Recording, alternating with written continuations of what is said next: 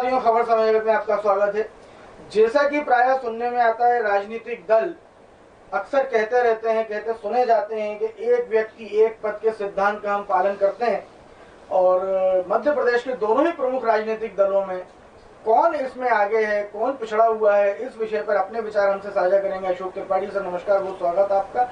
एक व्यक्ति एक पद के सिद्धांत पर कौन आगे कौन पीछे, भाजपा या कांग्रेस?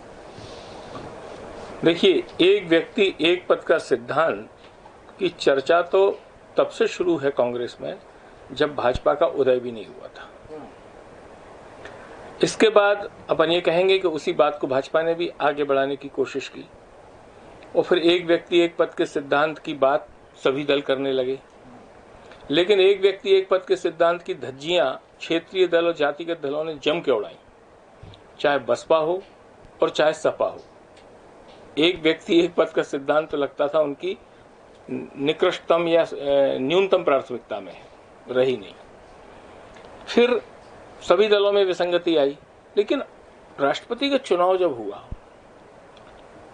या तब ऐसा समझ में आया कि कम से कम कुछ भी हो, यदि भाजपा अपने को पार्टी विद डिफरेंस कहती है तो उसके कुछ प्रमाणिक तथ्य भी देती है।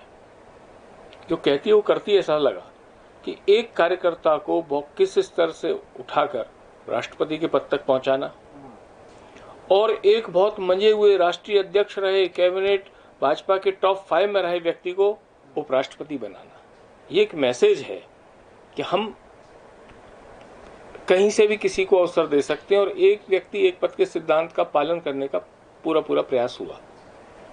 राज्यसभा चुनाव में भी उसने करके दिखाया। और अभी के नगर निगम चुनाव में जो मध्य प्रदेश में हो रहे हैं, उसमें लग रहा था कि ऐसा कर नहीं पाएंगे, मजबूरी है। कई जगह उस प्रकार के कार्यकर्ता प्रतिष्ठित, प्रमाणिक या जनचर्चित नहीं थे, तो विधायक को ही देना पड़ेगा, परिणाम जो भी हो। लेकिन इसका पालन किया। वहीं इसके उलट कांग्रेस ने एक व्यक्ति एक पद के सिद्धांत की धज्जियां उड़ाई, इसमें दो मत नहीं है। ये पार्टी का नीतिगत मामला है, जीत भी आवश्यक है, लेकिन जो बात कहते हैं वो करते हैं। यह भी बात जब जनता में जाती है, इसकी जो प्रतिष्ठा और प्रमाणिकता बनती है, इसका एक समग्र लाभ किसी न किसी पार्टी को मिलता है। मुझे लगता है कि कुछ कैंडिडेट उस स्कोर में नीचे नजर आ रहे होंगे, लेकिन पार्टी की इस प्रतिष्ठा प्रमाणिकता का लाभ जन सामान्य की बनी मानसिकता के रूप में भाजपा को मिलता दिख रहा है। और इस चीज में जहां विधायकों का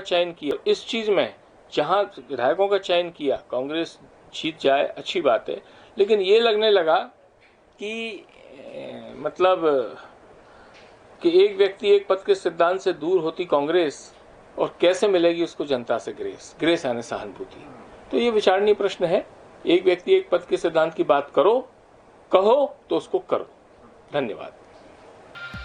For latest news, subscribe to our channel and press the bell icon.